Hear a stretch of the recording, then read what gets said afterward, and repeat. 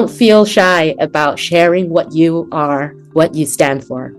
Don't apologize for who you are, because that is exactly what that 1% is looking for. And they can only hear you. Also so grateful for you, Lijin, for leading this, for putting all the energy into it, for really embodying alignment and flow. And I just see the way that you present and the way that you're holding space, that you love it and you're just natural and you're born to do this and you have so much wisdom.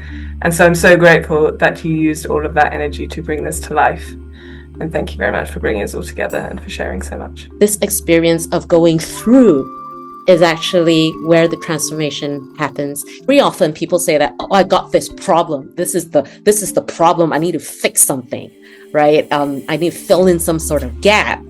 And then there's this whole anxiety around it, or even nervousness, or some feeling of I'm not good enough.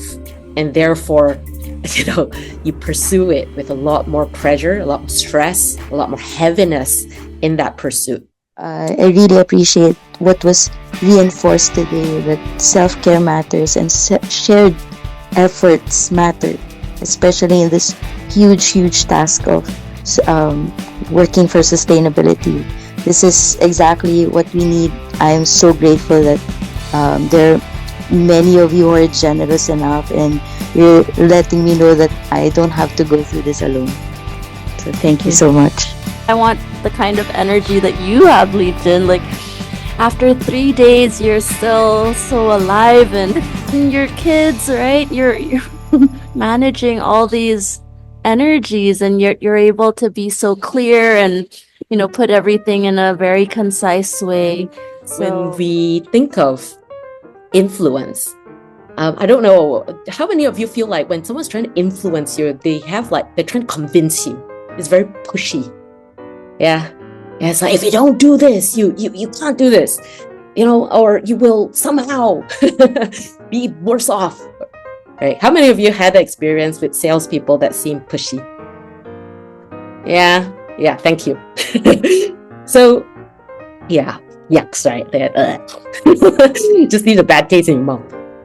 And that's something I've observed in myself as well as in my peers, whereby when we are trying to influence, there's both this inner conflict that I really want people to see it from my perspective and take action. But at the same time, I don't want to be that pushy person that is trying to force people to do it. And yet I am that person. The ability to influence with ease actually really comes from this inner thing that happens within to resolve that conflict. All these different campaigns come and go. But if I don't know what I stand for, I can't attract the people who stand for it as well. The power of being in a community of like-minded, passionate people to protect and grow the inner knowing, the wisdom, the passion, the energy, especially when you're burnt out. How just finding the right people to carry you along can help kickstart you again. And so it's just been incredible being here and feeling so much more energized and empowered at the end.